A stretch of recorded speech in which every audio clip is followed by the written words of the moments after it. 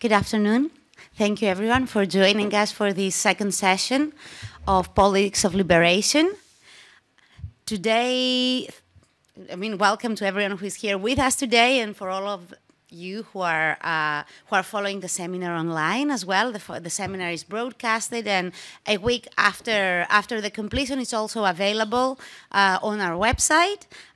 Today, we've got the pleasure to welcome Professor Seraphim Seferiades, who specializes in political science and social movements in Greece and Europe. He's a professor at Pantheon University of Athens, and Dr. Loukia Kotronaki, who also specializes in social movements and is a postdoc researcher and lecturer here in Athens as well.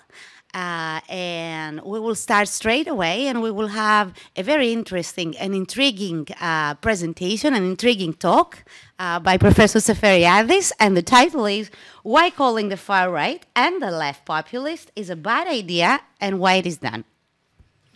The floor is yours. Thank you. Thank you to everyone. Thank you for being here with us. And I'm going to start right away. Well, this paper, indeed this project, which has already led to this book, so far just in Greek, originated in my general dissatisfaction with the disorderly proliferation of the concept populism, especially the ways it has been encroaching upon my own field, contentious politics. Because nowadays, populism is not just Orban or Maduro. It is also the Arab Spring, it is Occupy Wall Street, it is practically every social movement and every popular mobilization. Trying to articulate my criticism, and believe me, given the enormous size of the literature, it's an industry, this is not easy, I realized that I had to go way back to examine the cognitive but also the normative motives of existing conceptualizations on the basis of this understanding formulated by Nobelist physicist George Thomson, that concepts are ideas which receive names, determining both the questions one asks and the answer one gets.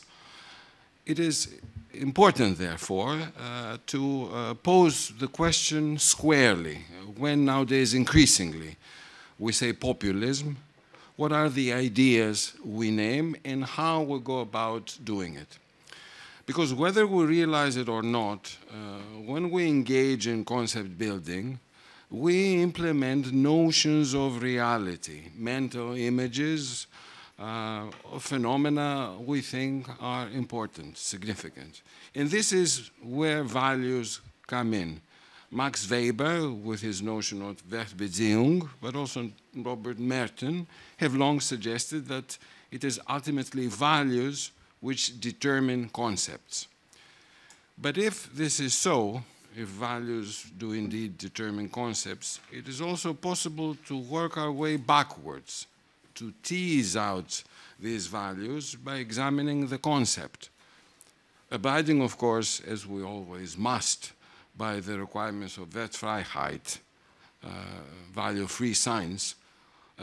We do that not in order to judge these values, but to see whether they actually succeed in implementing the notion from which they emanate, which is precisely the meaning of the Weberian Wertrationalität, or value rationality. To illustrate with an example, if I'm interested in connecting two riverbanks, say Brooklyn and Manhattan, coming up with the concept bridge has an impeccable value rationality, which means that the idea is really good. But this is not all. For as we pass from the ideational realm to that of empirical reality, as we say, from the pure declaration of a meaning to the challenges of denotative adequacy, the concept, in our example, bridge, would have to include mention of all those properties that are required for the concept to perform successfully in the real world. Things such as the appropriate materials and construction procedures, safety guidelines, perhaps even the bridge's suitable location. Assessing whether or not this is the case, and if it is not, the bridge will collapse. Well, this is the domain of Zweckrationalität, of practical, or technical rationality. And needless to mention, this requirement of practical efficacy remains if instead of bridge, the concept in question is populism. It must be connotatively unequivocal and denotatively adequate so that it can be conducive to sound research.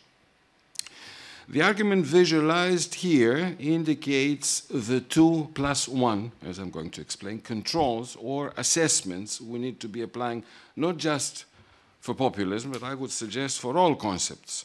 Approaching it clockwise, Wertrationalität, the normative assessment, examining whether the concept adequately implements the notions from which it emanates, which incidentally also serves to answer the second question of my title, why scholars choose to call the far right and the left populist. And B, Zweckrationalität, the practical or technical assessment, exploring whether it helps us produce sound research, which deals with the first question I pose in the title, why it is a bad idea. The dotted line at the bottom, assessing the concept's phronetic potential, finally, indicates the vision of a frenetic social science, which we do not do nowadays. The operative question being here, is the cognitive result of our research sufficiently robust to help us revisit and or reassess the values from which we start off? Although it is crucial, I don't have time to engage in it, so the line remains dotted. Starting off at a very basic level, let me preface my remarks by observing that in the literature there are two normative orientations, one explicitly welcoming populism as a democratic corrective with a transformative potential, and one which abhors it as a threat to pluralism and democracy. In two core concepts, one seeing it as a Manichean pitting of a virtuous people against a sinister elite, and another approaching it as a plot by personalist leaders against a largely unorganized social base for the purpose of capturing and exercising power. One complication we need to be bearing in mind, however, is that value orientations and core concepts cross-cut. Accordingly, authors who think of populism as a potential blessing share the same conceptualization with their normative adversaries, and the obverse, those who see it as a problem, disagree in terms of the overarching concept. But let us look at the conceptualizations that exist in the literature more closely. Pedantic interpretation and reinterpretation tend to obscure this, but as is testified by the recent Oxford Handbook, if we proceed in an orderly fashion, it turns out that there are just three core concepts. Let me briefly present them here per genus et differentiam. The first, by far dominant, leading to the publication of this, in every sense, thin book by Cas Mood and Cristobal Rovira Kaltwasser, thinks that populism is an ideology that considers society to be ultimately separated in two homogeneous and antagonistic groups, the pure people versus the corrupt elite, and which argues that politics should be an expression of the volonté générale. This is rarely noticed, but for what really matters, the same conceptualization is also shared by scholars in the Essex School, the tradition of Laclau, Mouffe, and followers, who cast populism as a potential corrective to democracy, arguing that the people is an empty signifier, and that populism can construct chains of equivalence amongst objectively heterogeneous subaltern populations that are sufficiently robust to counter problematic aspects of contemporary democracy. The second conceptualization, which in reality is but a variation of the first, comes from Pierre Ostigui, who argues that populism is the antagonistic mobilizational flaunting of the law, consisting of a narrative hostile to the culturally elaborate high and hence deliberately improper with an eye to provoke and shock. The third, finally, is substantially different. It is the conceptualization by Kurt Wayland and Kenneth Roberts, according to whom populism is a political strategy through which a personalistic leader seeks or exercises government power based on direct, unmediated, uninstitutionalized support from large numbers of mostly unorganized followers. Whelan and Roberts fail to mention it, but their concept echoes Peter Mayer's analysis regarding the organizational plebiscitarianism characterizing all cartel parties. Let us bear that in mind. Before proceeding, let me briefly summarize on the basis of the operative question, what is the idea receiving a name in all these approaches? Within the Manichaean perspective, Mood and Rovira-Karlsruhe wish to delimit a thin ideology, Ostigi, the discursive law, and the Essex school, chains of equivalence between subaltern populations, whilst the strategic organizational approach sees plots by personalist leaders. Now, I keep stressing this distinction between the Manichaean and the organizational approaches, first because clearly one cannot have it both ways, and second, because it has yet to be clearly drawn in the literature, as it obviously must. As we are involved in assessing assessments of reality, however, let me just say a word or two about this reality. I categorize my remarks into economics, politics, social movements, and party political responses, as well as outcomes. I have neither the time nor is it necessary, I think, to delve into the socioeconomic field, especially the glaring inequalities of contemporary zombie capitalism, except for the data appearing on the slide, or statements such as those by Warren Buffett to the effect that the billionaire class is indeed waging a war against everybody else, and it is winning. Turning to politics, these three features, ruling by decree, unaccountable supranational institutions, and a rampant crisis of representation are also too well known. But these features have also provoked responses. In Cairo, Madrid, Athens, New York, militant social movements became magical laboratories of resistance, to paraphrase Mike Davis, whilst the party political level developments propelled into prominence politicians both on the left and the right. Considering that it is with these realities that the approaches of populism I have presented have to grapple with, let us now turn to see how they do it, starting off by identifying or trying to tease out their guiding values. I begin with the first, as I said, the dominant Manichaean variety, the one by Mood and Rovira-Karlsruhe. It is not at all difficult to discern that there are three interrelated features characterizing this perspective: a condescendence towards discourses that promote the joining together of subaltern populations, and the suggestion that such a prospect constitutes a threat to democracy, which, of course, has to be resisted. At the same time, there's absolutely no mention of the capitalist crisis engulfing all political processes. The scholars see nothing problematic in the way contemporary post-democracy works. So, to avoid unnecessary red herring, it can safely be surmised that their cognitive motivating conceptum is to defend it, to defend post-democracy. Establishing the normative motive of the second Manichaean variety is equally easy, since the essence scholars themselves stress that left-wing populism is, as Mouffe recently puts it, a most promising strategy for the left. One may ask, of course, on what basis? Well, on the basis that populism is establishing chains of equivalence between otherwise heterogeneous subaltern populations. The point I want to stress, however, is that this is precisely what the left does and has been doing since its inception. I have no time to provide examples, but just think of slogans and themes such as Avanti Popolo or El Pueblo Unido, and so on and so forth. In other words, what the Essex School does is to suggest a synonymy between left-wing populism and the left. But this is obviously problematic since the distinguishing property, establishment chains of equivalence, is far too abstract to allow us to discern the specific content of the strategy in question. As I said, the left, all the left, has always been making appeals to the people.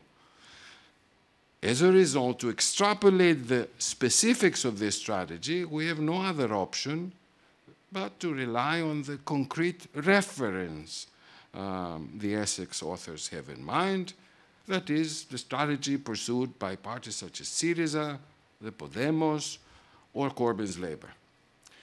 The Essex School does not do it, but if we probe into the particulars of this strategy in concrete terms, it is clear that it represents a variety of the old Burgfriedenspolitik of the Second International, what we may nowadays call a new reformism, a theme to which I will return. For the time being, it is quite clear that the normative motive behind this conceptualization is defense of this particular strategy, defense of new reformism. The last variety, finally, represents something substantially different. The phenomenon Wayland and Roberts, as well as Mayer, deem worth conceptualizing is neither a threat to post-democracy nor some new, allegedly promising strategy for the left, but the bureaucratic control that personalist leaders impose on parties and movements by dissolving intermediate structures and imposing organizational opacity. Relatedly, their cognitive motive is to expose this practice as something harmful to all transformative endeavors. But now the time has arrived for us to apply our controls. First, the normative control, inquiring whether the concept does indeed implement the values from which it emanates. And second, the practical, examining whether they lead to robust empirical findings. Let me start with the first Manichean variety. As you see, and I believe it is quite easy to infer, I think that in light of the normative objective defense of post-democracy, the concept's value rationality is undeniable. In fact, it is infernally brilliant. And the reason is no other than the fact that the very practice of subsuming the far right and social movements under the same class, populism, is something which effectively delegitimizes all serious criticism to post-democracy. And this, of course, is precisely why it is done. The appraisal of the Essex School is similar, despite their concept's different normative objectives, the salvaging of the new reformist strategy. By establishing a synonymy, as I said earlier, between left-wing populism and the left, new reformism, what we see from parties such as Syriza, becomes sort of a one-way street, a TINA. There is no alternative for the left. As a result, all debate about alternative strategies ceases. One may even say that it becomes delegitimized. And again, not bad for someone who is a die-hard reformist. Things are somewhat different for the third variety, however. The normative motive here is to expose bureaucratic manipulation, but the fixation or organizational, in general, on organization as a problem which characterizes this approach, first diverts attention away from the political roots of the problem, the question of why a leadership or leaderships behave in a bureaucratic manner, and second, leads one to believe that bureaucratic manipulation occurs only in politically undeveloped environments where purely personalist caudillos reign. But this is obviously not the case, especially considering that such bureaucratic manipulation has been the hallmark of advanced European social democracy, at least over the last 2.5 decades. So I conclude that the strategic concept's value rationality is somewhat weak. Before I turn to the practical controls, which is my next step, though, let me add a couple of crucial reminders. Whether we like it or not, in the context, as I said earlier, of a value-free science, adoption of a normative stance lies, again, whether we like it or not, within the researcher's prerogative. For instance, scholars may well think that they should defend post-democracy, and others may as well think that they should defend such momentous failures of political strategy, such as experienced by Syriza. The fact remains, however, that all scholarship needs to be constantly demonstrating its Zweckrationalität, its capacity to perform adequately at the research level. Or to put it differently, if demonstrating that a concept is normatively lacking or emanates from a notion which we do not approve of, if that is not enough to undermine this concept, its protracted failure to contribute to sound and cumulative research certainly is. It is tantamount to a collapsing bridge. So someone may disagree where we locate a bridge and may think that a bridge is not a good idea, but everybody would attack someone who is building a bridge that collapses. Now, on that basis, let's examine the concept's respective performances. As per usual, first, let's go to the Manicheans number 1. Now, concepts of such astonishing generality, denoting both the far right and social movements, are what Giovanni Sartori called pseudo-classes. Classes which, because they are formed at a prohibitively high level of abstraction, where far too many dissimilars are being assimilated, acquire an empirical denotation that is both analytically intractable and cognitively spurious. As a result, major differences are cancelled out on the thin basis of secondary and trivial similarities. As it would hardly make any sense to say that man and fish are alike because they are both features that can swim.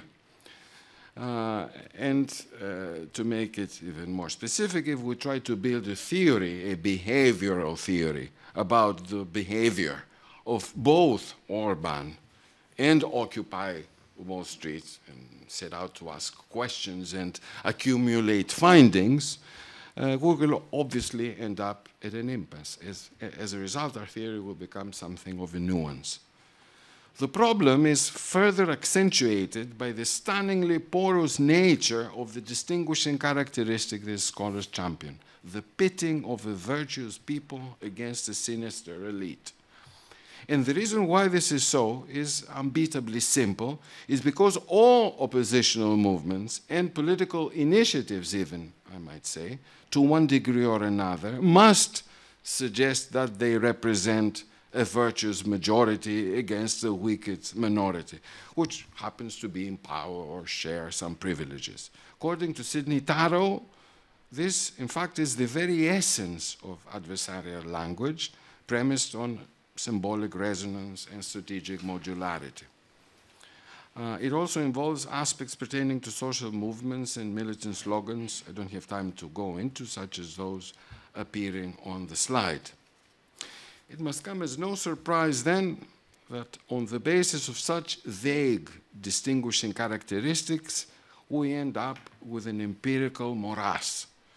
Here we see Mood and Rovira Caldvass's recent stock taking of the literature, where I've managed to count no less than 70 or so analytically bewildering varieties in all 5 continents. And this is really staggering.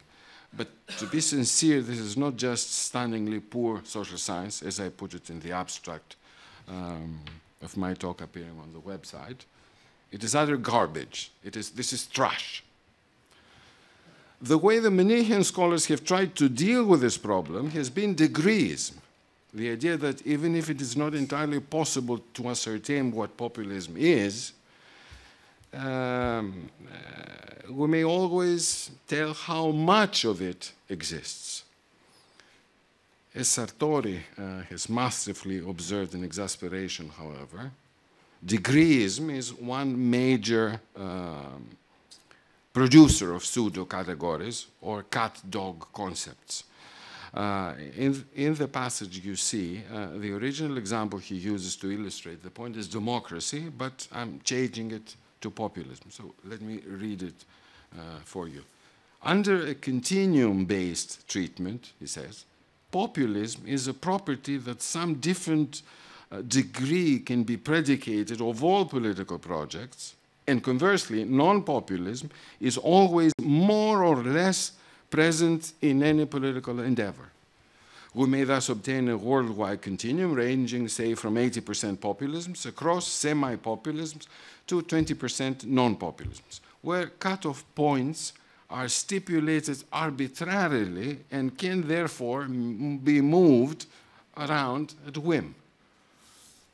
This is wonderful, he exclaims. For the exceptions that may cripple a hypothesis generally lie in the vicinity of the cutting points. Thus, in the continuous treatment, the exceptions or the disconfirmations of the theoretical hypothesis can simply be made to disappear by cutting a continuum at astutely doctored points. Along this route, we obtain then the Cheshire cat dog. It appears, grins at us, and vanishes before we can catch it. The situation is not very different in the Essex, the benevolent Manichean variety.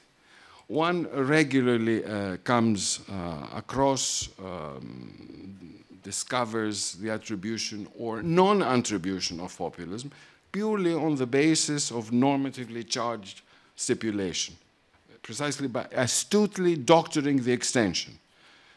Degreeism, in other words, remains. Tsipras and Corbyn are customarily declared more or less populist, depending on the author's political views, but Allende, Lula, or the interwar Front Populaire are not. And it gets worse. Both Obama and the 99% campaign are left populists, even though they were, as everybody knows, at each other's throats. How and why so? Why one is populist and one is not a populist, one will never know. Research-wise, the problem with the strategic approach, which is the third one I'm covering, appears to be the obverse of what is the case with the Manicheans. The denotation here is not overly extensive, but unduly constrictive. Relying, as I said, exclusively on the organizational machinations of opportunist leaders.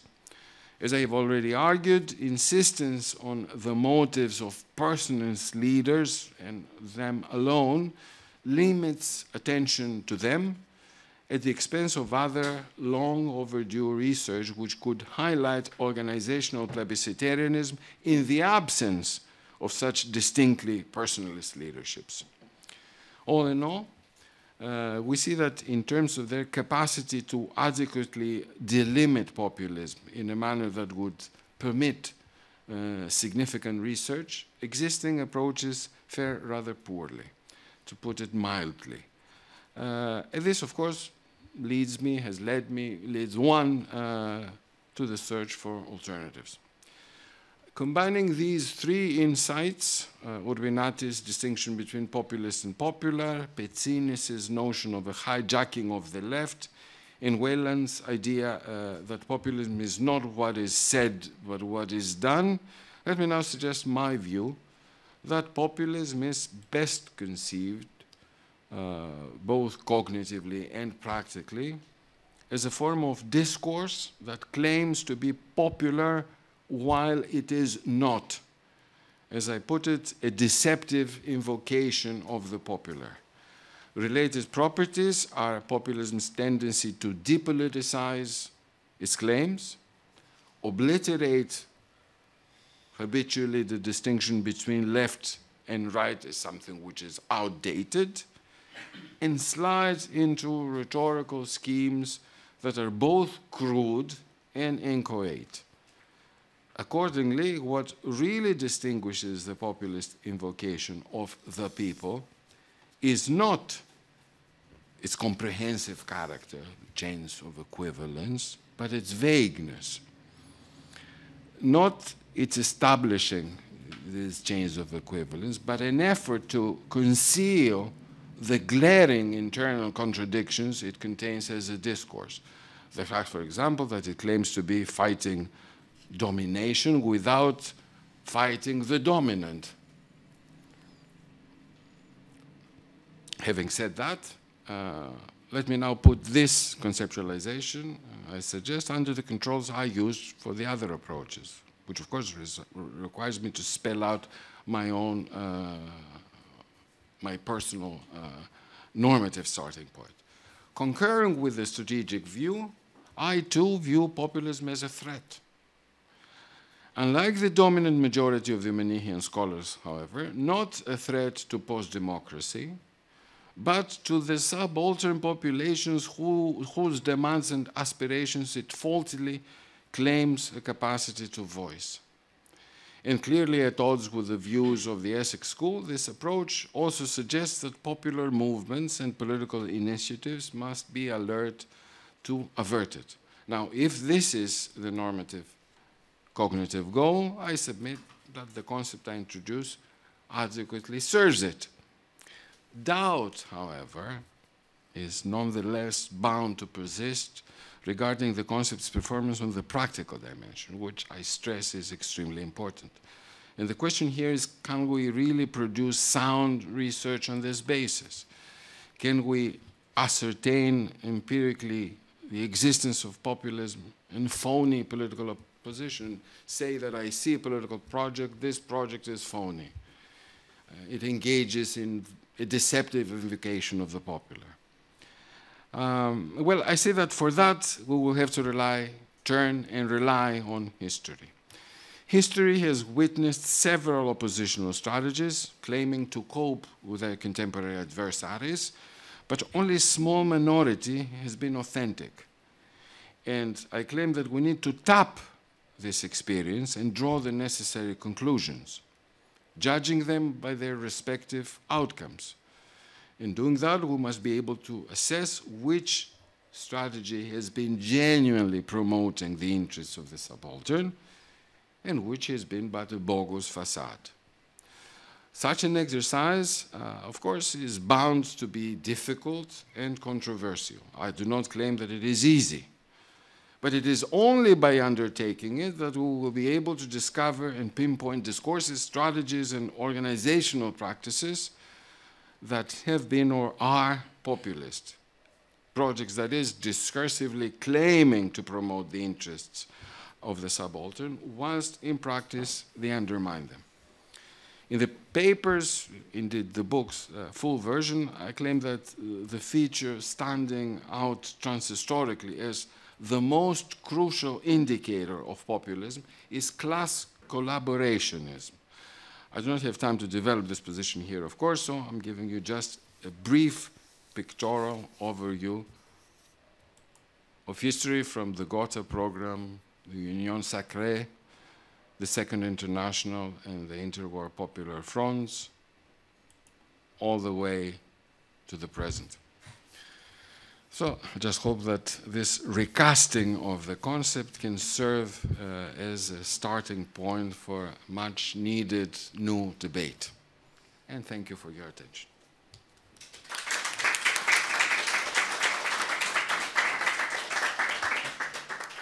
Thank you very much. We will have all questions at the end after we have the talks from both speakers. So in a minute, we will have Loukia Kotronaki, who will speak to us about understanding the contemporary far right from the perspective of social movements. Thank you very much for attending this meeting, and especially thank Rosa and Yorgos for the invitation and the opportunity to share common ideas and interests. So, listening to Seraphim Seferiades, I was thinking that I could have the title, Why Calling Far-Right Mobilization Social Movement Action is a Bad Idea. I could have a very similar title, because I think that the idea is, the same idea is penetrating our work too. This work is based on a joint paper that we are publishing in present continuous term. And I think that it is a notice just to have in mind in order, I think, to follow the line of ideas presented in the course of this presentation of this paper. So, I would like to start by making two initial assumptions. I think that populism, as well as social movements, that is identifying and defining political and social phenomena, all political and social phenomena, is an ongoing process of conceptual reconstruction and synthesis, depending on the historical juncture in which they are embedded. In other words, I would like to, I was very suspicious about the interest exploded on social movement fields and on populism. I don't know why they are so interested in social movements in this particular historical period. And I think that there are some historical junctures that encourage, at least, scholars or people intervening in the public sphere in debating on these topics. So I don't believe that the interest around far-right action is so naive. So, at the same time, I think that naming the far-right mobilization as a social movement is a defensive strategy of well-established policy actors in order to restore their democratic authority amidst a complex of non-representative institutions. Having in mind these two assumptions, because I want to be clear on the basis, or concerning the basis of my thinking, I will try to present how populism became popular in this historical juncture, and how this popularity of populism also has had the influences in the field of social movements studies and reasonings. So, one main reason was the crisis of mainstream politics, of political parties applying, let's say, neoliberal orthodoxy with a consistent method and ethos, and the legitimacy of these parties. The second reason was the loss of representative capacity of political parties due to their unwillingness to cope with or manage different versions of crisis. The third is the opening, because of this previous, if you want, crisis, of political and discursive opportunities for new political and social polarities within and outside institutions. Crisis of political system, of, let's say, crisis of efficiency of the political systems, or the political solutions proposed and offered by institutional, but also sometimes extra-institutional actors. Of course, the rise of challengers and the realignment of old actors in new coalitions, because it's not only the rise of new challenges, it is also the renewal of old identities under these particular circumstances. And all these reasons, plus the diffused political estrangement from institutional technocrat-led politics and decision-making process, led to the emergence, following the hegemonic, if you want, and the mainstream argument, the emergence of far-right and left movements, and of new neoliberal populist parties, portrayed as the institutional impacts of previous mobilizations launched and initiated by left or far-right groups.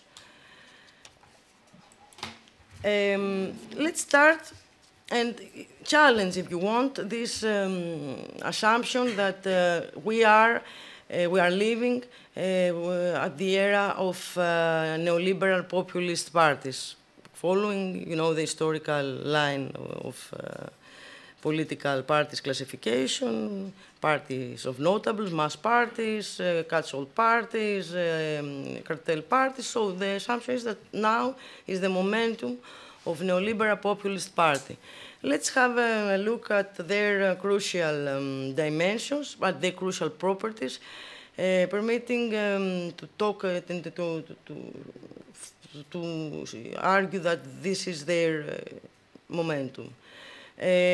Focusing on their organizational dimension, they are characterized by centralized decision-making structures, personalized and individualized perception of politics, and shadow affiliation with institutional elites, instead of having, for example, close and strong ties with civil society organization. Concerning their resursive, more communicative, let's say, symbolic in another language, resources, they manipulate mass media as they are supposed to encourage and to facilitate direct identification of potential electors with the leaders, instead of looking for the traditional resources of political organization that are their constituencies, their activists at different levels. Looking at their ideological profile, it is supposed to be vague, although anti-political, and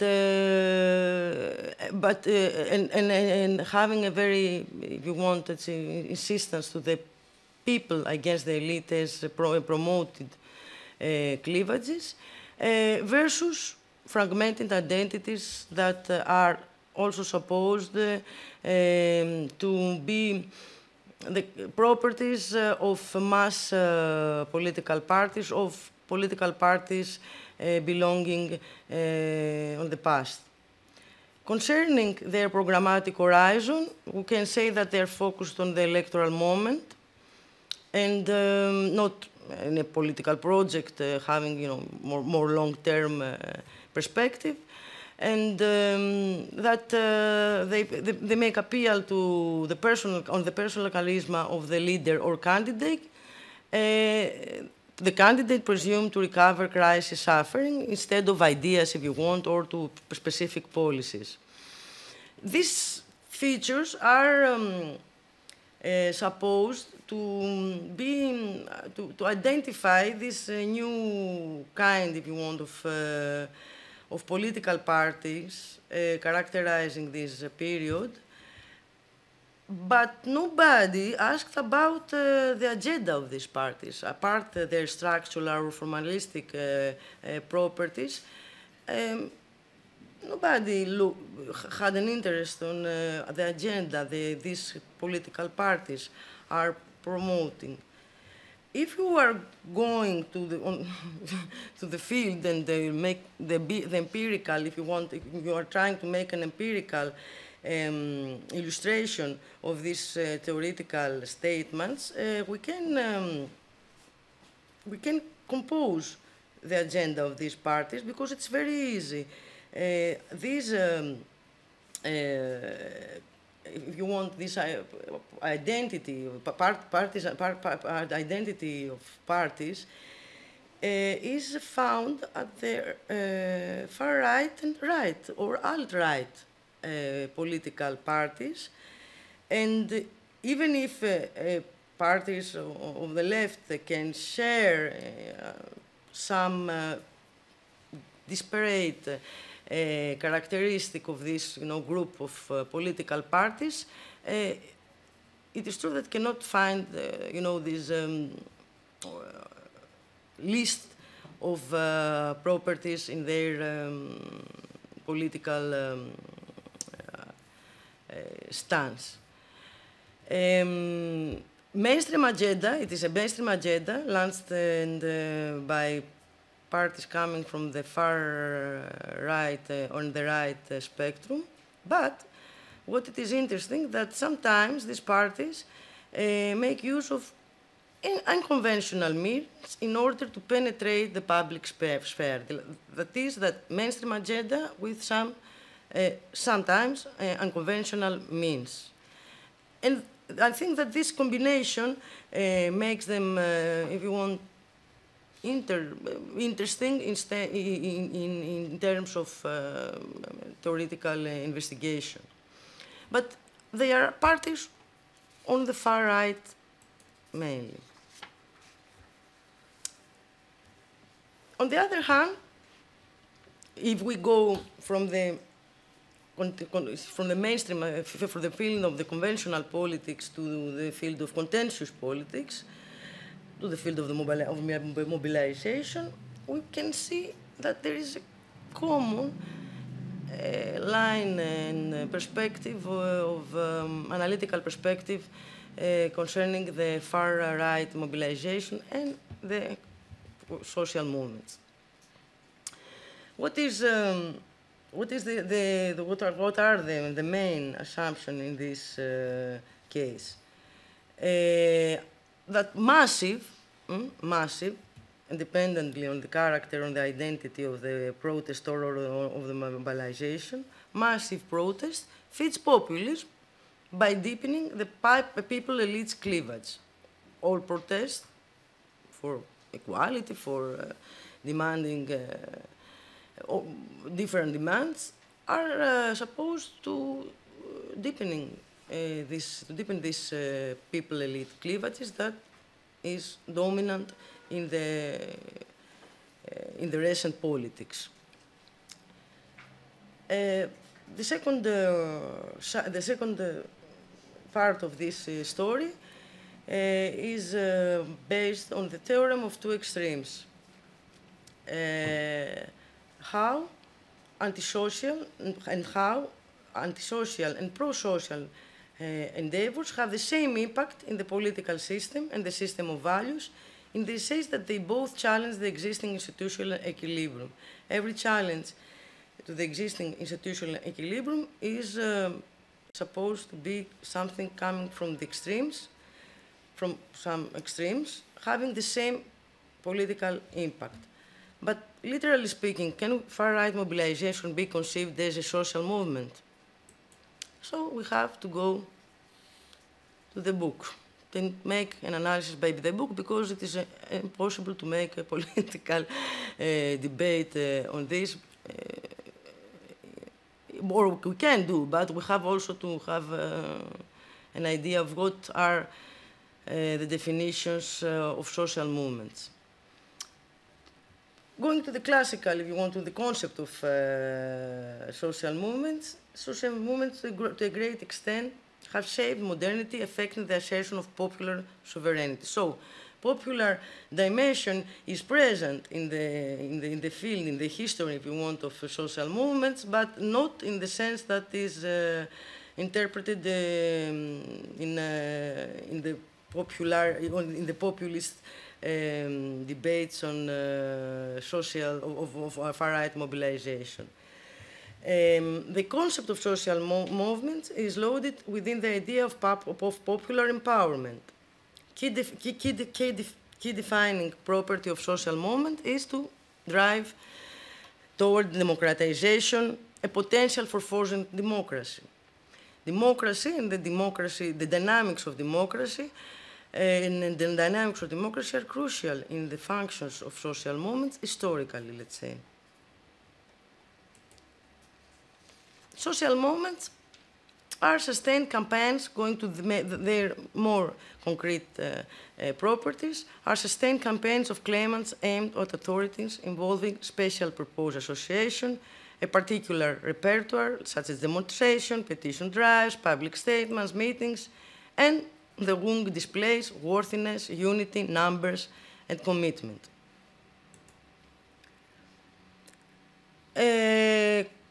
Social movements are also perceived as collective challenges based on common purposes and social solidarities and sustained interaction with elites, opponents, and authorities.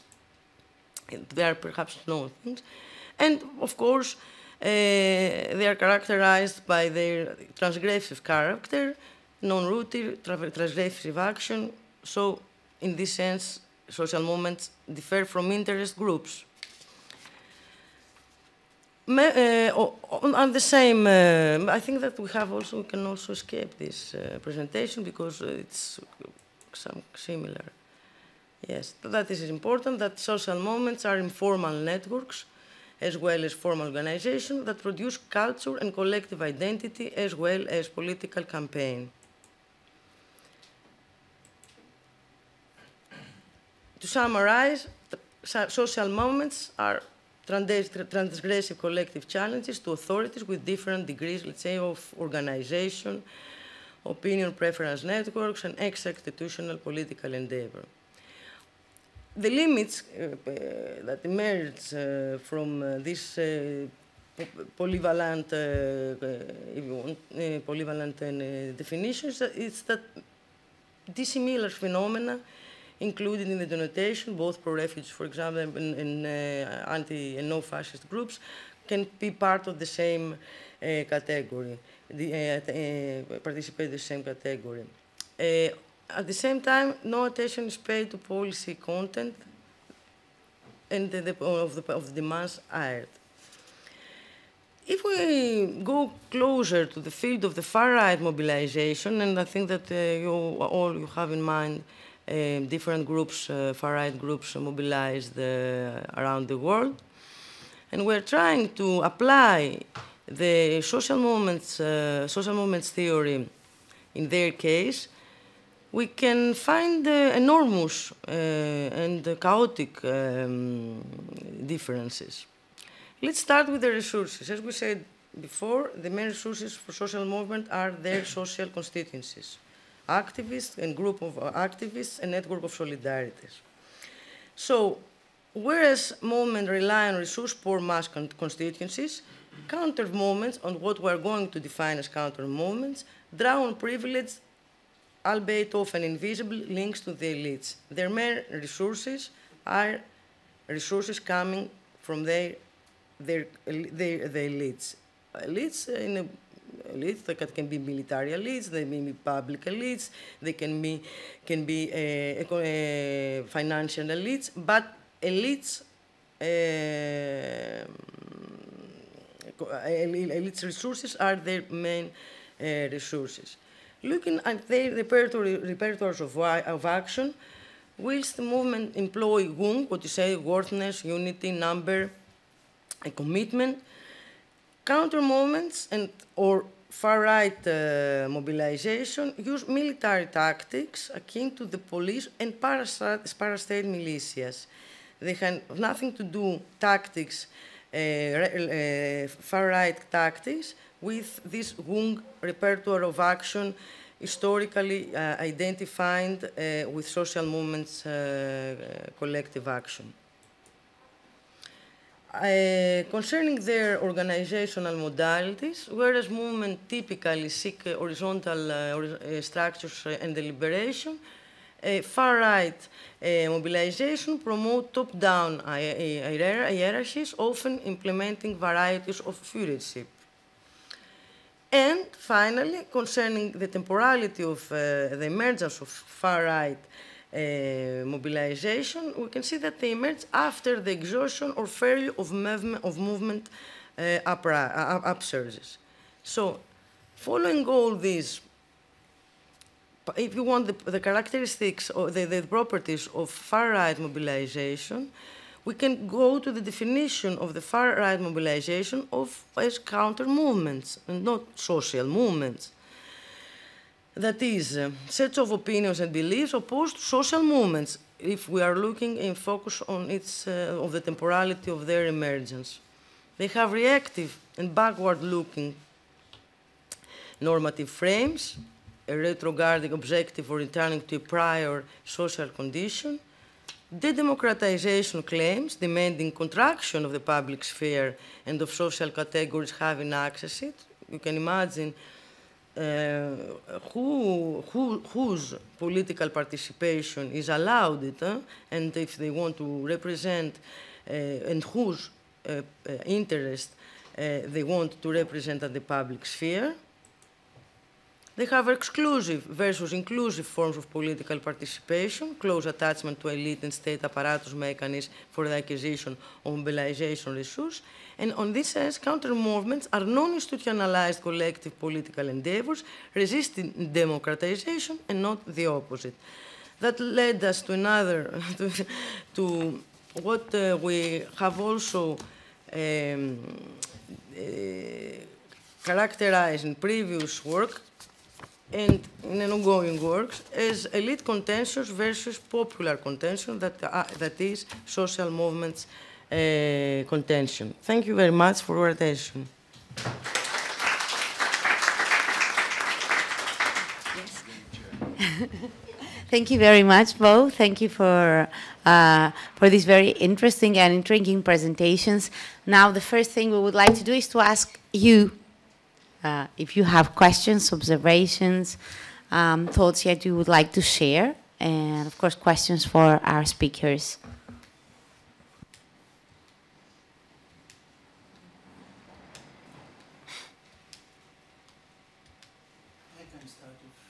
Yes, of course. We've got a microphone somewhere. We'll use a microphone for the recording. Okay. Thank you. Is it on? One? Yeah. Okay. Thank you both. It was very interesting and, to be honest, a bit difficult to digest in a Friday evening, but I followed your points.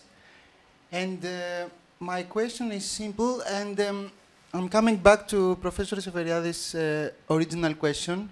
Why, or as Dr. Kotronaki said it, let's say why this populism discourse became that popular. Let's call it like this. And you gave a lot of different explanations, but I missed, and correct me if I'm wrong, why social theorists themselves use it that much, or used to use it that much, and you both went to the political, if I understood it correctly. You both, either by going to the field, as Loukia said, or as Professor Seferiades did it, putting back the political question. So my question is this, it's as simple as that. The only way to deal with it is to go back to the political, so to see it in the political sphere, or there is also an internal discussion within the social theory why it became that popular and why it is still that popular. Would you consider us part of the social theory, or no? What are we? I'm not a sociologist, so I use the terms a bit in a vague way. When you say social theory, what do you mean? The literature, the field, us, you, the world, the media? Because you don't have... The guys you used, most of the guys you used as a reference. So the literature. I mean, I've tried to explain that people practicing social theory or research or teaching or thinking out loud have normative convictions. And when they see an aspect in reality, some elements of it strike them as important. So they need to come up with a word to delimit it and start thinking about it, ask questions about it, research certain aspects of it. So I think that's the way it develops. And you see people sort of storm or sort of carrying out, occupy Wall Street, and they feel fear, they feel threat, they say this is disorderly. That has also been the story of our field, contentious politics. For a long time, as you know, social movements were thought to be an aspect of abnormal behavior. Like people would ask the question, what's wrong with this guy going out to protest on the street? So that reflected a normative predisposition. So on that basis, you have the concept. I think that's the key point to stress, that it all starts from a normative predilection, I might use the word. Now, if that is political, yes, it acquires a political form eventually, because you see a balance of forces in society which people fail to perceive as problematic. For instance, what we have, like the level of inequalities, the fact that nowadays energy companies make 300% and 400% profits, that has become normalized in the media, and for some people doing research, this does not strike them as something to. But what would strike them as problematic is if you have a mobilization which paralyzes, causes traffic congestion, for instance. That reflects a normative starting point, which then acquires a political form. And my point has been that we need to go back to the second aspect of your question. We need to be doing both. We need both to wage a battle, really, within social theory, within the research community, the academic community, the community of scholars, whatever, in order to expose the extent of the stupidity of this approach. Not the normative stupidity, the practical stupidity, the fact that the research findings are trash. And I'm using the word deliberately, although it's provocative. I think that the key works do not add anything. Like if they were submitted like a century ago to someone like Max Weber would laugh his rockers off, like he would not accept that. So this is a battle you wage at the social theory field.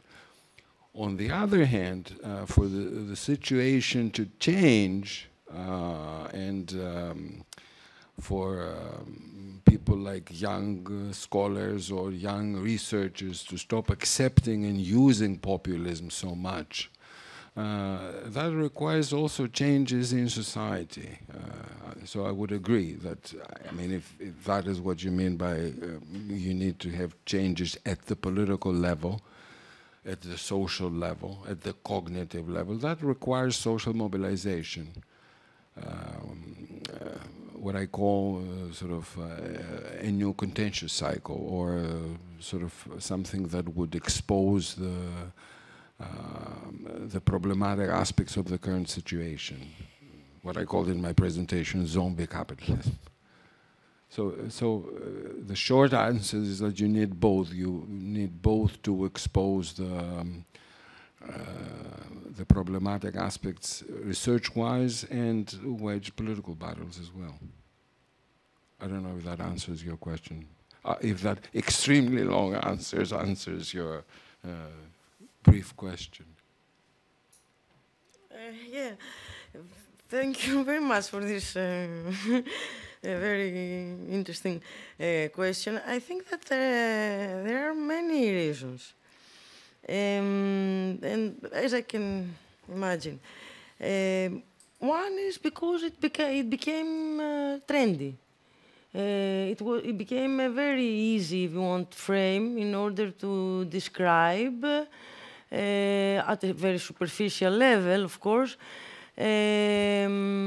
things that or political ideas or political streams and political themes that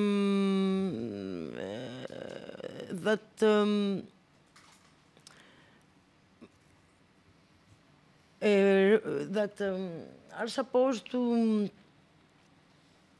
express this diffused popular disaffection, discontent. So the reinvention of populism and popular and popular became with the reinvention of people.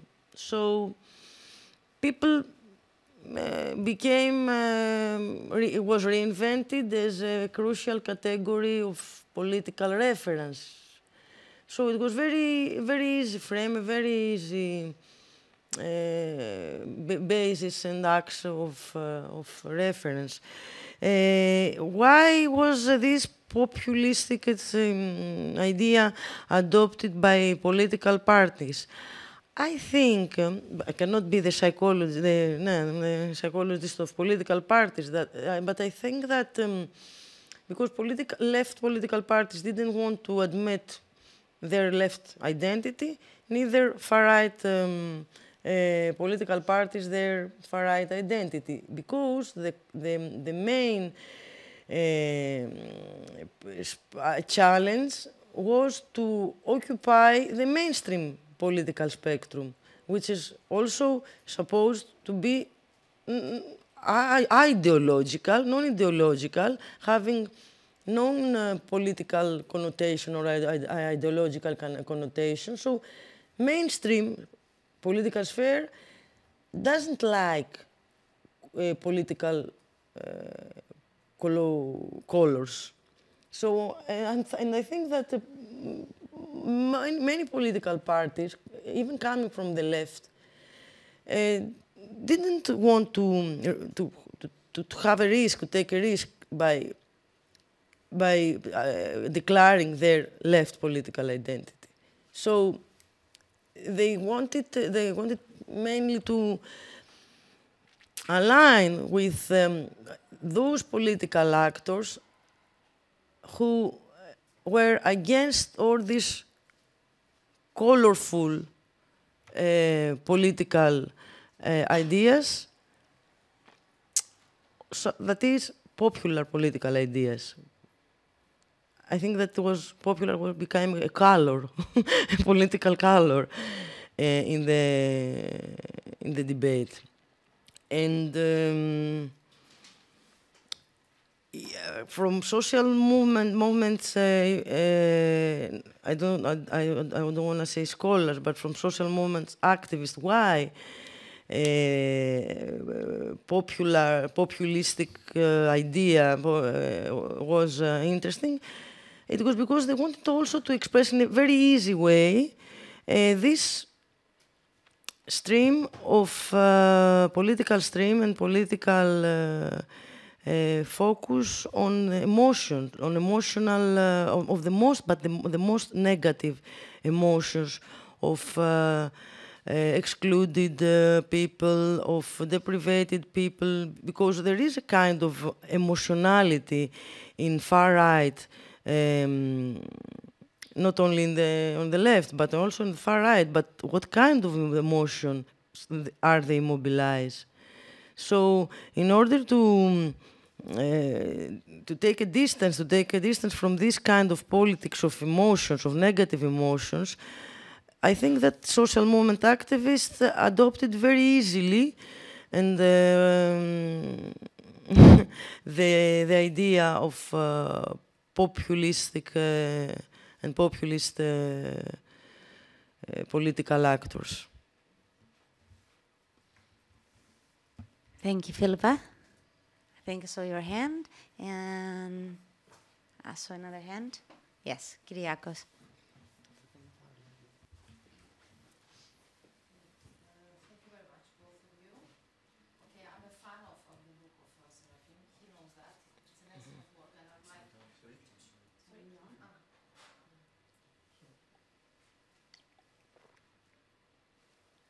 I was saying that I'm fan of the book of Seraphim.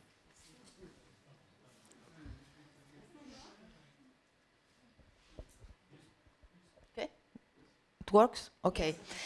I was saying that I'm really a fan of the book of Seraphim, of his work, and I would like to see the book also translated in English and maybe in French. Who knows? In order to continue this idea, I have actually two thoughts, and I would like to have your impressions. If we try to see the other side of the problem, I mean, populist studies are in a very well shape, okay? And even if your book is translated, and even if we have discussion abroad about these issues, through your perspective, I'm not sure that we'll have a big change in academia or even in public sphere discussions about this issue. So why things are so difficult? Why we cannot change this new status quo, actually? And I have two ideas about that. The first has to do with organic scholars. I think that they have a new opportunity, and for them it's a big opportunity, to use positivist methods through this fake concept and to measure, actually, okay, the degree of populism of political parties. And so for them is a kind of new research paradise. They have a new field. Okay, I would like to have your impression about that. And that's why I think that it would be very difficult to change, actually, this trend in the next years. The second point has to do with politicians, with the political sphere and the public sphere.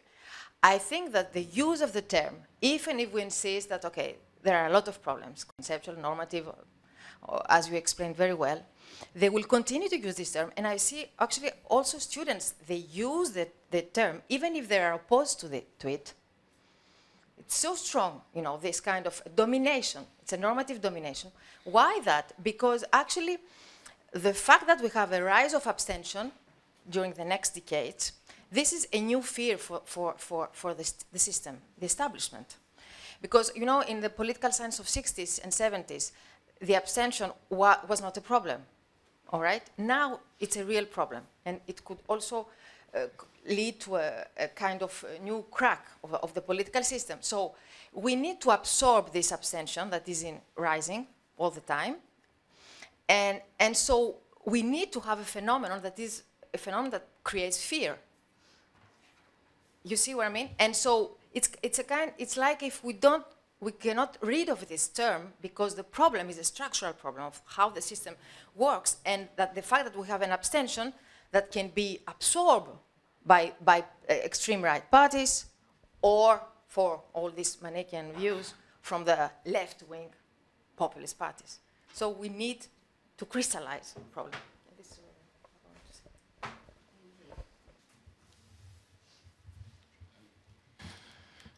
Well, yes, I agree specifically, more importantly, with the first verdict about the role of the organic scholars, because the scholars have given the concept back to the because the concept is old, as you know. When it started off, it was just an effort to sort of describe phenomena in Latin America, primarily, saying that Juan Perón, Getulio Vargas were people on the left, but not quite on the left. So that's how the concept emerged. Or you had people in Southeast Asia.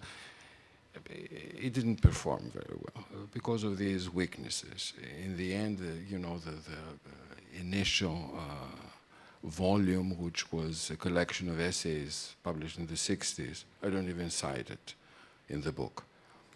It doesn't provide a definition. So in the end, it subsided.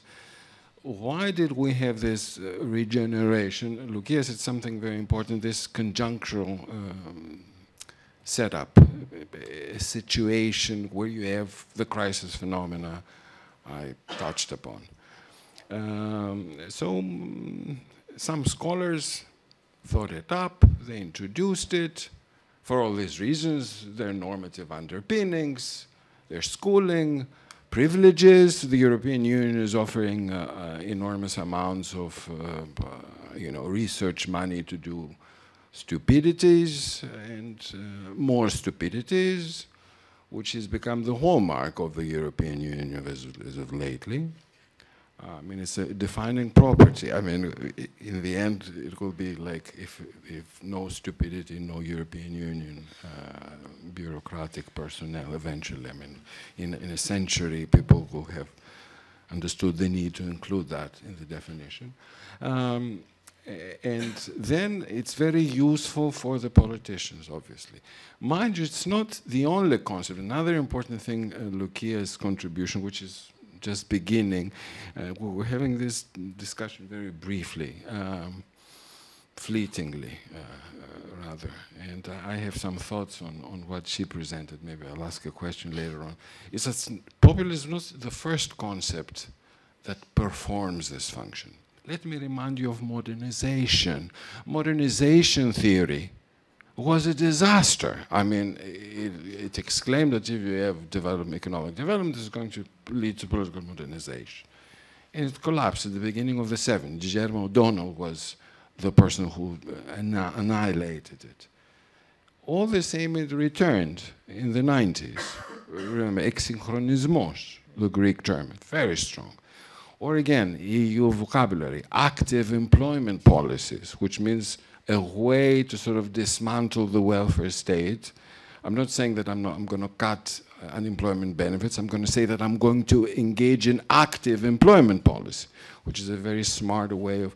So, resilience, right? I mean, you can. Actually, I have a colleague at Pantheon, Yannis Kouzis, I should mention. And one time we thought of compiling a dictionary of terms, like it's an old Brechtian habit, like what the word exclaims its meaning to be and what it really means, that I'm going to dismantle. Nobody says that. It says I'm going to become active instead of passive, which is a good thing to hear. And so on and so forth. Lots and lots of different concepts performing this function. Now, politically, it's so useful.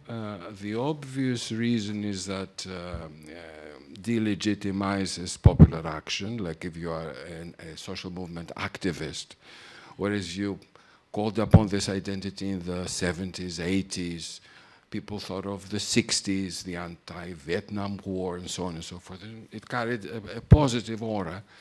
By using it again and again, nowadays you say you participate in a social mobilization, you're a social movement, that makes a big deal, you're a populist. So that's very useful.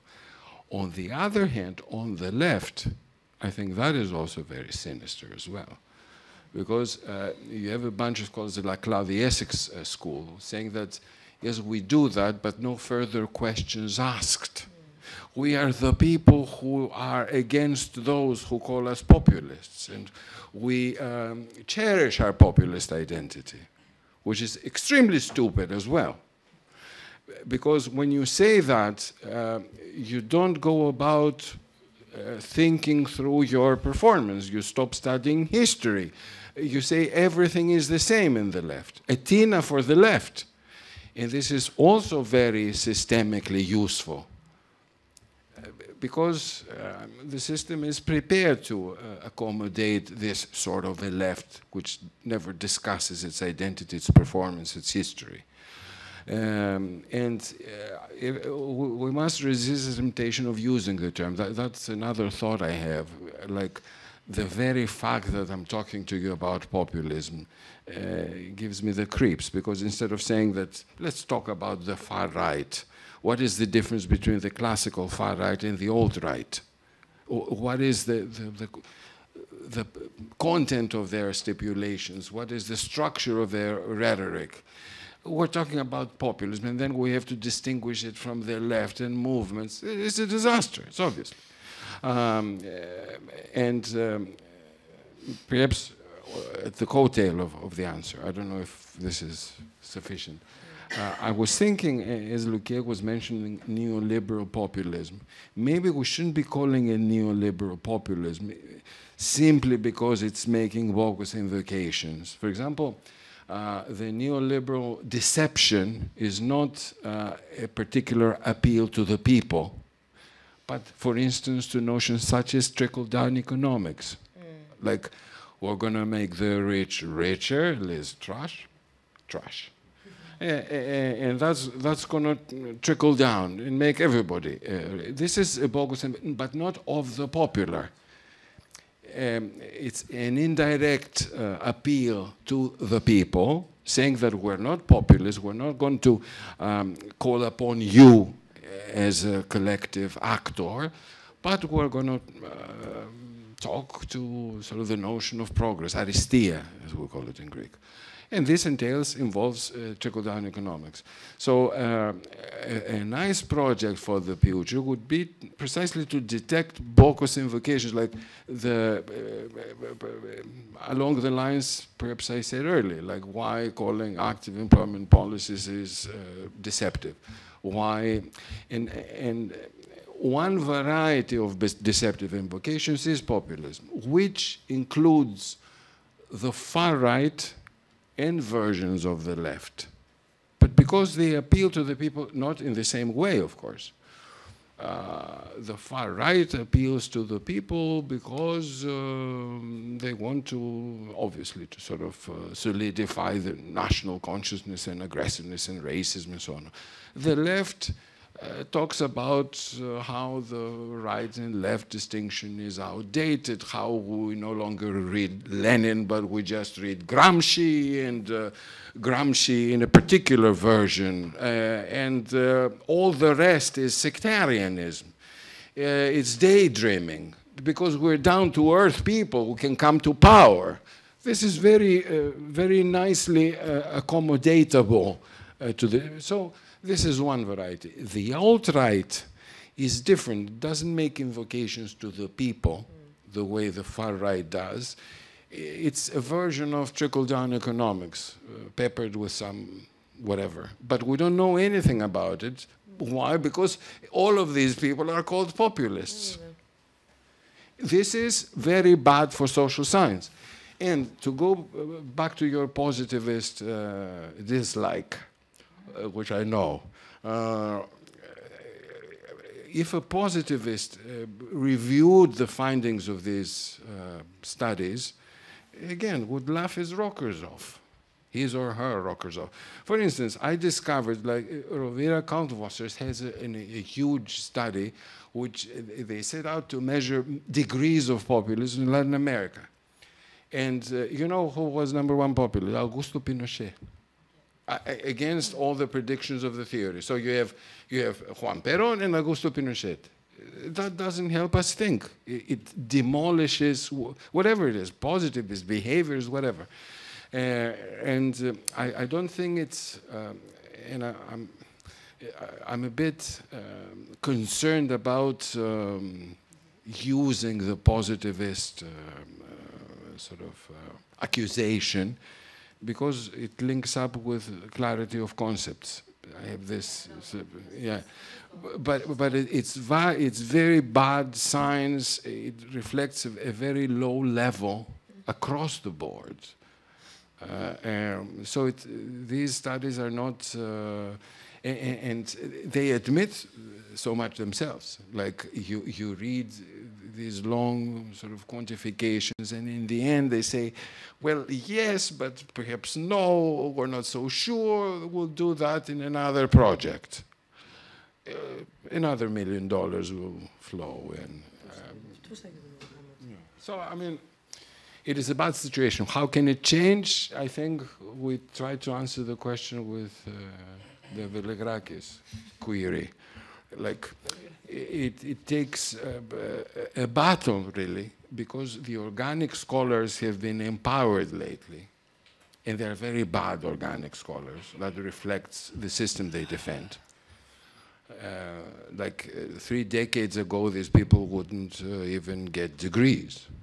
They would get their degrees revoked. No, they wouldn't pass a PhD exam. Yet they have become the organic scholar. You can see that in the political personnel as well. Just follow the parliament, not just the Greek parliament, European parliament, the level of the debate. But they are strong. They have the resources. And we need to carry on waging this battle. It's not easy.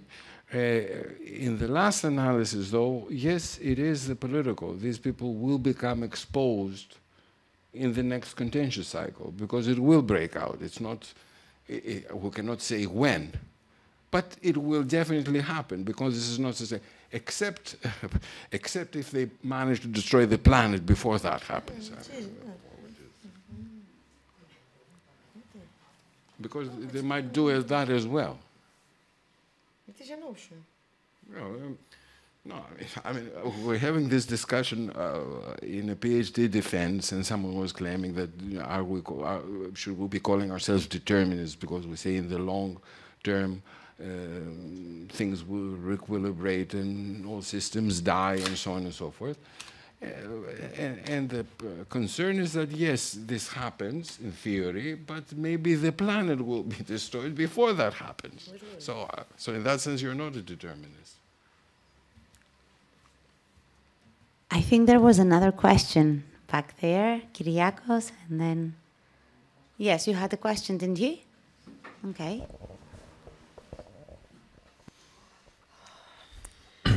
Hello. Thank you for your time you offer us here with this seminar. Okay, so every concept is a product of and embedded in certain temporalities and spatialities. If we accept that precondition, what can we say regarding the social development of the concept of populism vis-à-vis the current state of the mode of production? For example, is it possible to construct certain indices to observe that relationship in a time series analysis? Can I ask for a clarification? When you say notions of the mode of production, you mean how often has it been used in studies attempting to address similar questions, or in what way?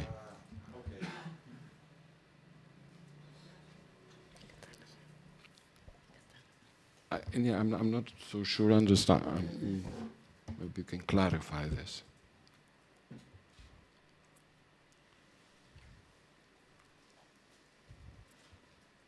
It's a populist microphone. Doesn't work. Yes. What I would like to say is that I have observed that there's a relationship of who may call populists. Some people, for a very certain fraction of the Western countries, call populists other people that their political project do not coordinate with the will of the first. So, for example, for every liberal Democrat in the USA, I think that everyone that's against their will is possibly a populist.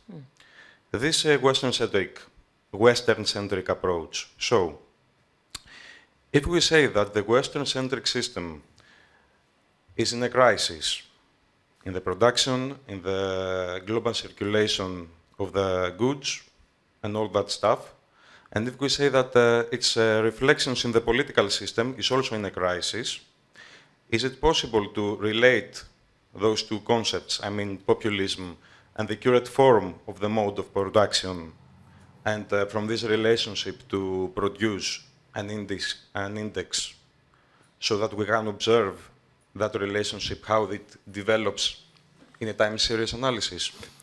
So would you say that your notion of mode of production development, would that roughly coincide with crisis moments in this development of the mode of production? Whenever you have a crisis, you have a resurgence of the populist sort of back and forth. I'm trying to sort of understand sort of... I haven't done that analysis yet.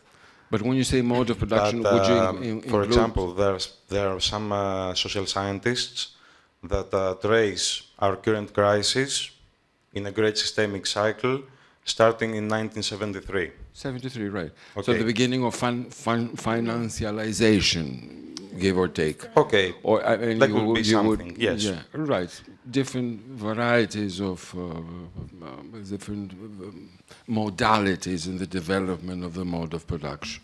Yes, that can be done. That would be interesting. And I would tend to sort of hypothesize a relationship with crisis moments. For example, in the 60s, you didn't have it. It was purely, as I said earlier, the interest was purely academic. Then it became, it acquired that cloud because of systemic impasses and crises, and indeed the outbreak of the 2008 crisis. Before 2008, you didn't have much of it. And the upsurge of mobilizations and people getting funded to say that whoever disagrees with what the way we're trying to salvage the banks is a populist.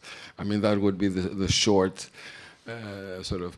Now, if we go back and before World War I and the last quarter of the 19th century, and we see the upsurge of imperialism and what that did to that contemporary social science, that would be interesting. We'd be prepared to give you an answer.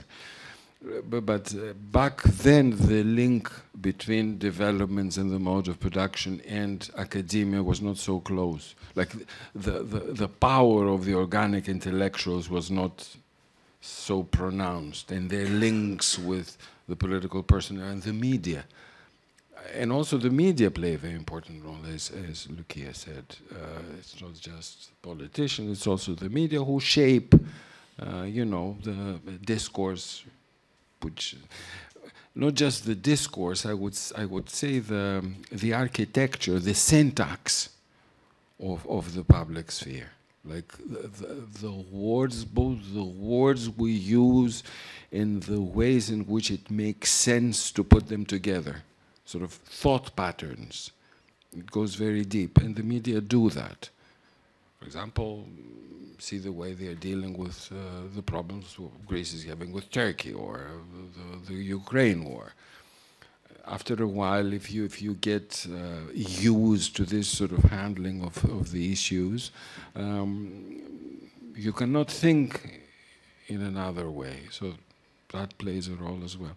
Yes, but it is an interesting line of inquiry. See what's happening deep down in production and how that reflects to the dominant concepts or dominant discourses in the research community, definitely.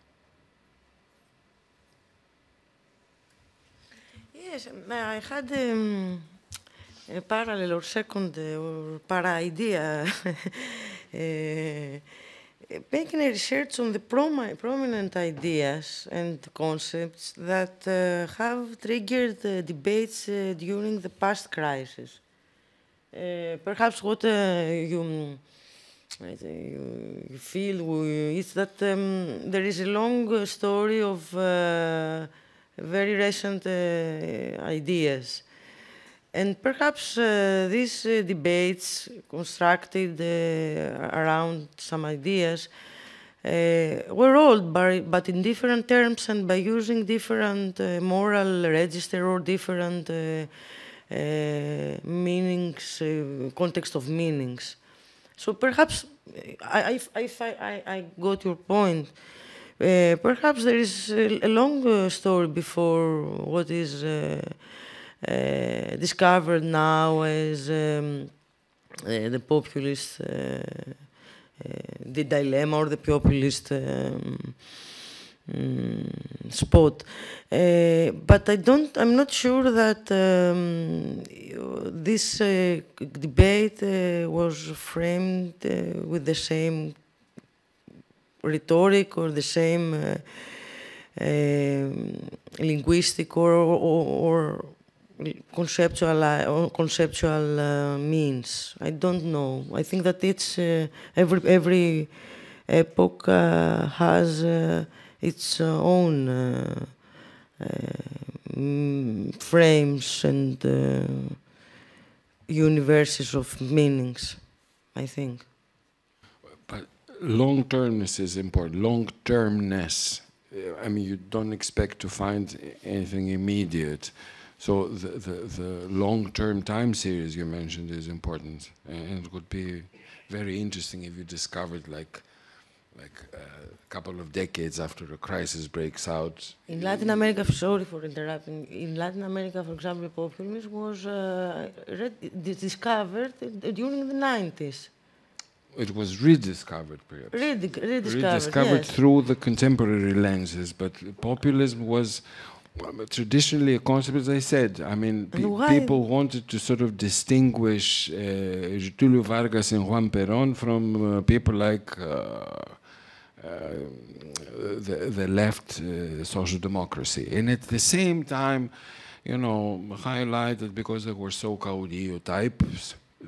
They carried something was unique, so it needed a special. But what is that's interesting to find which condition these debates are reinvented. Yeah, what triggers this mechanism? The first point, though, that the resurgence of populism is specific to the crisis that broke out in 2008. The specific resurgence. They look back, they say, this concept looks good, let's use it. They don't say it like that, but I'm sort of vulgarizing it, but that's the mechanism. Now, if you go back and ask the question, when did a similar concept, such as the ones we mentioned, when did resilience emerge, when did modernization, or when active labor market policies emerge? If you compile this list of concepts and ask the questions, what was happening at the time? That's a very interesting question. The historical conditions. The historical conditions, when you have these sort of emergence, re-emergence of these particular concepts which perform this function. Because these concepts do not perform the research function students learn in the universities, that we build concepts in order to understand the world and intervene in a positive way. It's the stuff ideology in the good old Marxian sense is made of, like different ways to mask phenomena, conceal them from public view. For example, is populism an ideology? It's an element of an ideology. This is a secondary property or a secondary element of describing or... Trickle-down economics is another one. I mean, you have trickle-down economics, and you have... For example, if we invent and reinvent fascism as a meaningful term, it is because fascism condenses an ideology. Populism, what is the ideology of populism in order to invent it?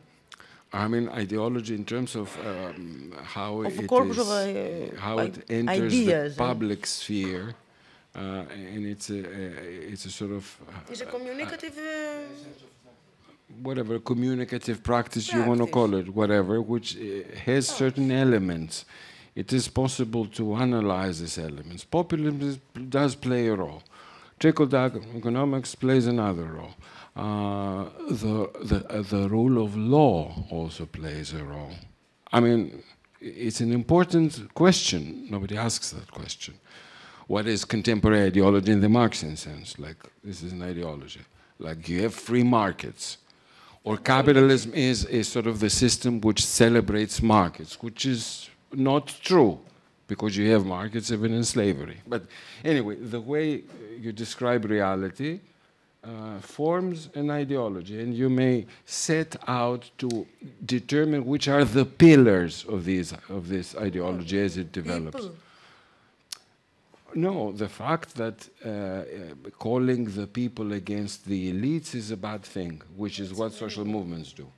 That's what I mean, that element is, and therefore, when you see a mobilization, we stop thinking, people do not like the government, or people have the right to protest, or protest has led to democratization.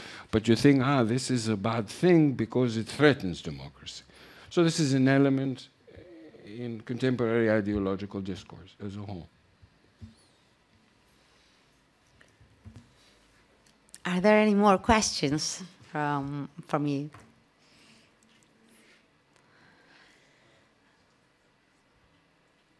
Yoro, would you like to ask a question? I know that you've got some. Yeah, it's not. I think just a question observation. Yes. So what what George Velegrakis asked, I think, and also what Fotis I think, I mean, the thing is, we should really understand, I mean, the phenomenon of populism, or whatever this is, in the sense of its reduction to the political level, and more precisely, you know, to the ways that the parties represent themselves. I think, especially to parties like Syriza, Loukia, I think, mentioned this aspect, is because they didn't had a clear, I mean, identification where they belong. I mean, it was always, you know, this type of discourse that we represent the people, but of course we will not have, you know, a serious break with the establishment, economic, political, etc., etc. And I think the thing is that the populist scholars, they just reproduce this kind of ideological representation of themselves. And, you know, what Marx said in 18th of May is never take what the party claims for themselves. So my question is that if you think how we could start find a way to deconstruct, I mean, this type of, in epistemological terms, this type of representations of how the parties name themselves. I mean, in terms of how someone could critically intervene in this kind of issue. So this is my thing. Something else, sorry. And to what Philippa said, I don't think that the problem would be, it was, you know, positive. It was exactly the opposite thing, in the sense that postmodernism was the thing that is very similar to this kind of, I mean, approach, in the sense that there's a lot of emphasis on the discursive level.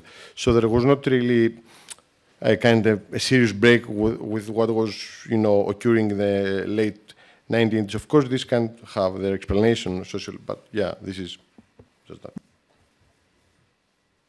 Well, epistemologically, you use that, how we can begin to deconstruct that epistemology. That's what I tried to do. I mean, but I mean, to make a long story short, I would say by highlighting the research impasse, telling them, you gotta be kidding.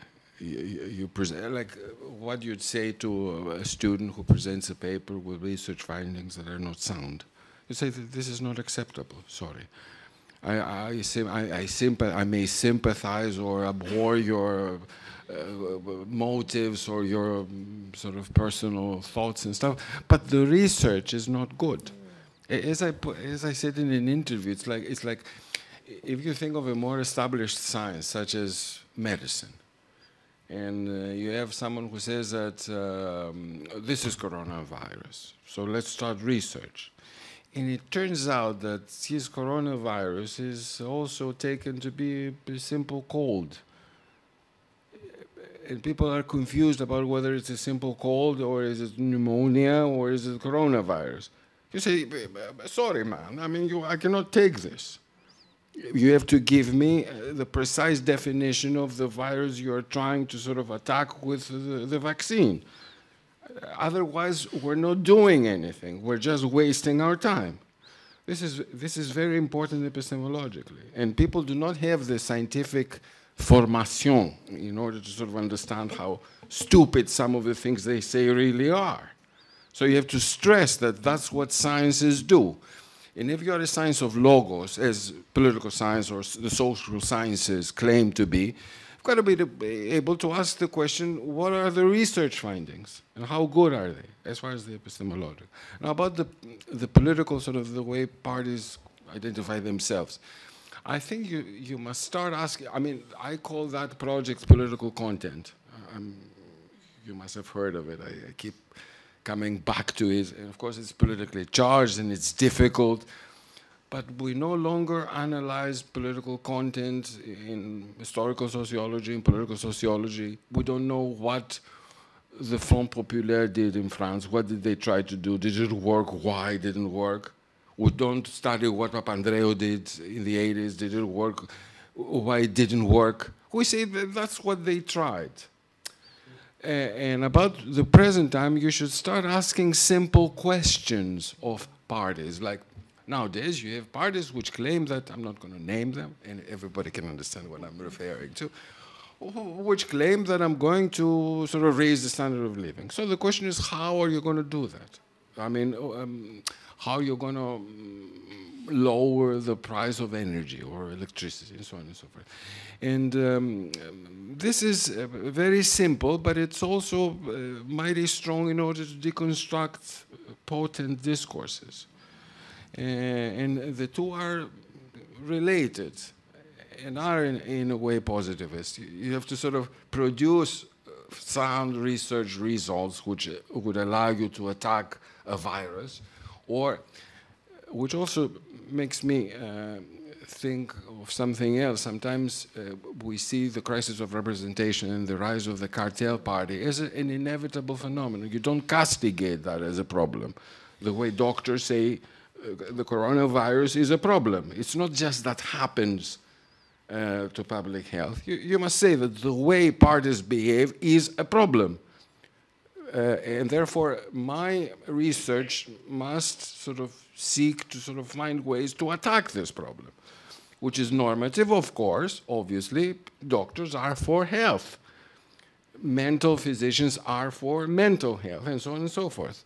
We must be for popular empowerment, democratization, sort of the forging of democracy and all that. We can defend that. And maybe someone will come up and say, no, I'm not for that. I want something atavistic. I want to go back to personalist leaders. We can cope with that problem. But if it comes out in the open, it's very simple. I think this process of both epistemological and practical reconstruction can move forward. I don't think it's impossible, save for the organic scholars, of course, who will do everything to annihilate you. It's dangerous for your career. It's not good for your career. No, αυτό είναι το πρόβλημα, George. This is the problem. That's for sure. It's not good for your career. It's not. I know there is a question here at the front. Can we have the microphone, please? That's a problem. Hello. I'm a postgraduate student, so my question might not be as advanced as the other speakers.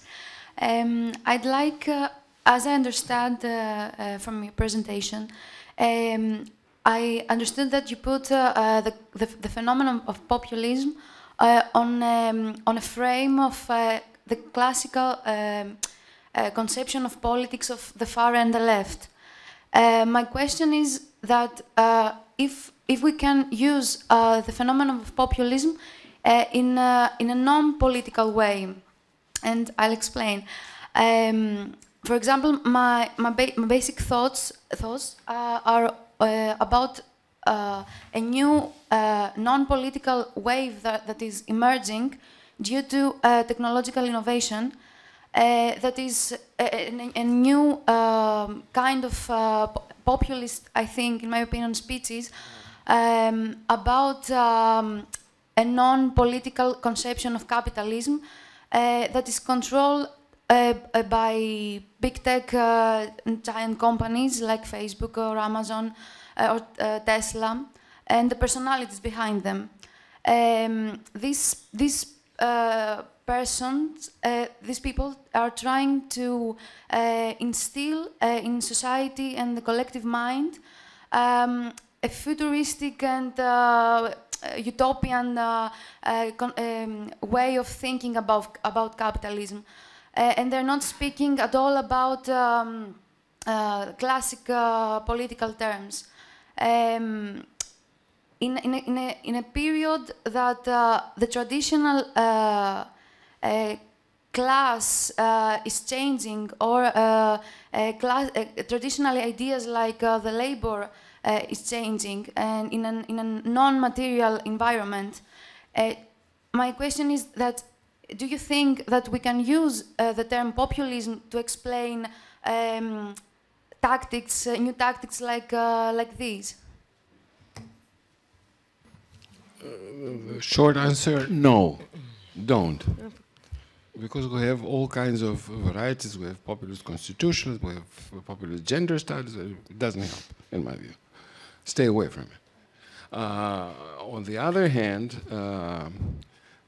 the other aspect, whether populism can be used in a supra-political or non-political way, I think it can. Like the core idea, and I explain that in the book, it helps one to sort of come to terms with this notion of a deceptive invocation, something which is bogus, something which is a mere facade, something claiming to be something that it is not. I took great inspiration from film studies because you have the melodramatic manière, which is like you have the poor girl who falls in love with the princess, the Prince Charming, and they get married, but his mother doesn't want her, but in the end they elope and they live happily ever after. This sort of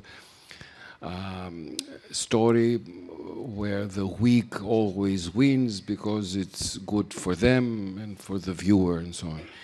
And you see that also in poetry, you see it in many forms of the quiche is a nice term, which so that helps you come to terms with this notion of the deceptive invocation, deception in various forms.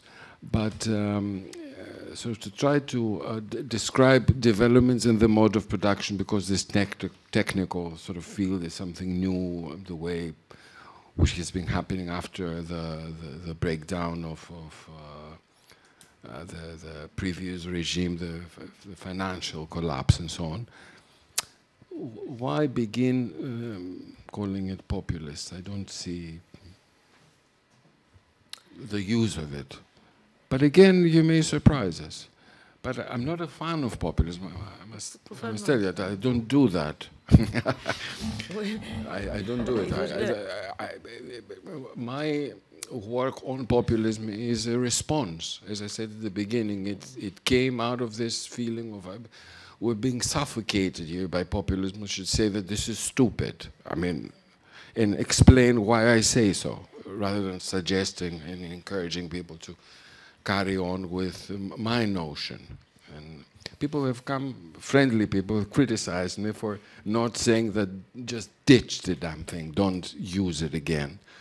But I may see some validity, but very minimal. I think it's much better to call the far right and not populist, the alt-right, the reformist left, with all the historical baggage and the impasses, the revolutionary left, and so on and so on, and the sectarian left, and try to explain what does it mean to be on the sectarian left, and what does it mean to be a revolutionist, what does it mean to be a reformist. We're not having any real discussion here. We're talking about zombie categories. Zombie. They are very, very effective categories, and I think your question was proves how efficient is the term, because you make a transposition of a political term into a moral field or a more, social, cultural, if you want, a spectrum of interaction. So there are so many words to describe interesting phenomena. Demagogy, emotional manipulation. Why should our imagination be imprisoned in the box of populism for describing all phenomena coming from different spheres of bias and so on? But this is the efficiency of the term, that the political, let's say media communicative term became part of a moral vocabulary, or for describing moral things, moral stances. Coming back to it, though, after we've said all these negative things about populism, I still think that there is, I mean, if there is any reason to continue using it, because words do not just happen, they reflect something. If I call you a populist, I mean that you claim to be defending the people, but you don't really. This is a core, yeah. Yeah. I think we may defend this. We may say that this is okay. But that's the end of it. And then you say, in what way? What have I done? Why are you calling me a populist? And then we must give an answer. And the answer is not that I'm appealing to the people. No, it's because I claim to be able to raise your standards of living without doing A, B, and C, and saying that it will just happen. That's why you're a populist. That should be our answer. Demagogist. Demagogy is a synonym. And there are different varieties. Trickle-down economics is another one. Trickle-down economics, but it doesn't make invocation of the people, of the popular, the trickle-down economist. So, so if someone uses it prudently and with care, there is something to it. But that's the end of it. And that wouldn't sort of explain this explosion. The explosion is explained because of the ideological functions it performs. Well, I think we have completed almost 2 hours. Is there a burning question? If there isn't, we'll end here. But if there is, I believe that our speakers will be willing to answer. If there isn't, I would like to thank both Seraphim and Loukia for coming here to enlighten us today. Thank you very much, all of you, for your questions and your participation. And we hope to see you on the 21st of October. We have 3 speakers from the Chilean Parliament to talk to us about the developments, developments in Chile right now. Perhaps you could join us to continue the discussion. And we sincerely hope to see you again. Thank you. And we thank you very much. We enjoyed it thoroughly. No, we thank you. No, we thank you very much as well. We enjoyed the discussion very much.